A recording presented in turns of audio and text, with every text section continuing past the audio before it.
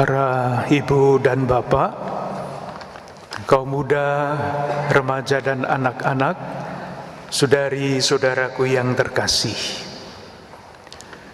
Bersama-sama dengan para imam dan pelayan liturgi pada hari ini, bersama dengan panitia dan semua yang terlibat di dalam pelayanan perayaan Natal ini, dengan tulus saya ingin mengucapkan selamat Hari Raya Natal kepada Anda sekalian, keluarga-keluarga dan komunitas Anda. Semoga Sang Firman, Yesus yang menjadi manusia, tidak hanya tinggal di antara kita, tetapi tinggal di dalam diri kita. Dengan dayanya yang meneguhkan, menyembuhkan, dan membaharui kehidupan. Pertanyaannya adalah, bagaimana perayaan Natal tahun ini dapat membaharui kehidupan kita? Salah satu jawabannya adalah menggali inspirasi iman dari Injil Yohanes yang baru saja kita dengarkan. Injil Yohanes mulai dengan frase yang kedengarannya sangat sederhana, tetapi sangat bermakna. Saya kutip, pada awal mula adalah firman. Bagi yang akrab dengan bahasa kitab suci, frase pendek ini langsung akan mengingatkan dia kepada kalimat pertama dalam kitab Kejadian, yaitu kisah mengenai penciptaan. Pertanyaan berikut yang muncul adalah, apa artinya penciptaan? Dan mengapa Yohanes menggunakan frasa itu untuk mengawali Injilnya yang dibacakan pada hari Natal? Kalau kita renungkan baik-baik, penciptaan itu bukan pertama-tama berarti dari sebelumnya yang tidak ada apa-apa menjadi segala-galanya ada. Bukan itu. Yang dikatakan mengenai penciptaan di dalam kitab Kejadian adalah, saya kutip, bumi belum berbentuk dan kosong. Alam gelap gulita menutupi samudra raya. Jadi sudah ada bumi, tetapi belum berbentuk dan kosong.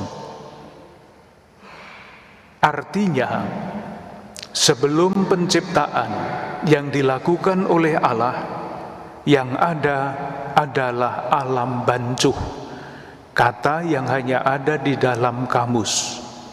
Alam yang kacau balau, atau di dalam bahasa lain disebut chaos, chaotic, kacau balau.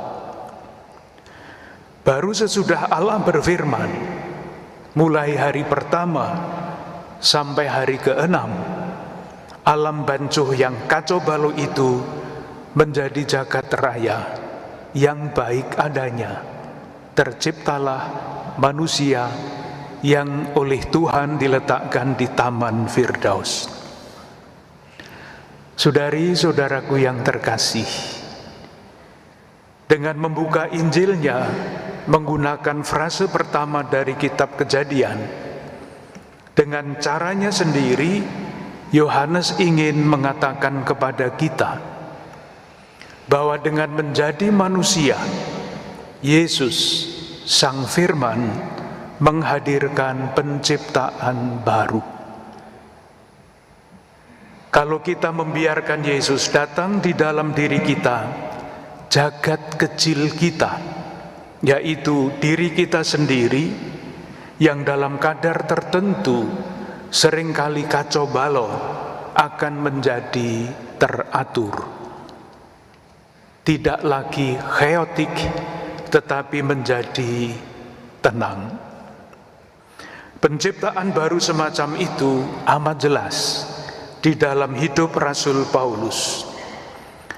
Pengalaman diciptakan secara baru dapat kita baca di dalam suratnya kepada Timotius yang pertama. Saya kutip, "Aku yang tadinya penghujat, seorang penganiaya, seorang ganas, telah dikasihaninya. Malah kasih karunia Tuhan kita itu telah dikaruniakan dengan limpahnya kepadaku dengan iman dan kasih dalam Kristus Yesus." Jagat kecil Paulus, pribadinya, semula sebelum didatangi oleh Yesus kacau balau. Karena apa? Karena hidup Rasul Paulus sebelum itu didorong oleh kebencian, oleh dendam, oleh iri hati, dan sejenisnya. Baru sesudah didatangi oleh Yesus, jagat kecilnya berubah, diciptakan kembali, menjadi hidup yang didorong oleh kasih karunia Tuhan. Ia menjadi manusia baru. Saudari-saudaraku yang terkasih, gagasan pembaharuan inilah yang menjadi gagasan utama pesan Natal bersama Konferensi Wali Gereja Indonesia bersama dengan Persekutuan Gereja-Gereja Indonesia yang mengutip Injil Matius bab 2 ayat 12. Mereka pulang ke negeri mereka melalui jalan lain. Pernyataan ini menegaskan secara simbolik, bukan harafiah, hidup orang yang sudah berjumpa dengan Yesus seperti ketiga Majus itu, seperti Rasul Paulus, tidak akan sama saja dengan kehidupannya sebelum berjumpa dengan Yesus. Hidupnya diperbaharui, hidupnya diciptakan kembali.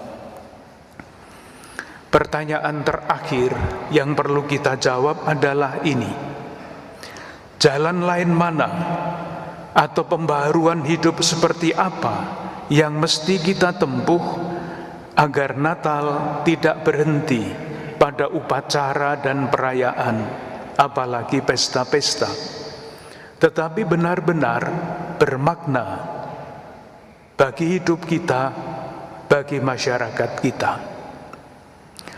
Beberapa berita di media berikut ini dapat membantu kita untuk mengerti tanda-tanda zaman, dan tanda-tanda zaman ini dapat membantu kita menjawab pertanyaan tadi. Manakah jalan-jalan baru yang mesti kita tempuh, yang dapat menunjukkan bahwa kita sungguh diperbaharui oleh iman kita?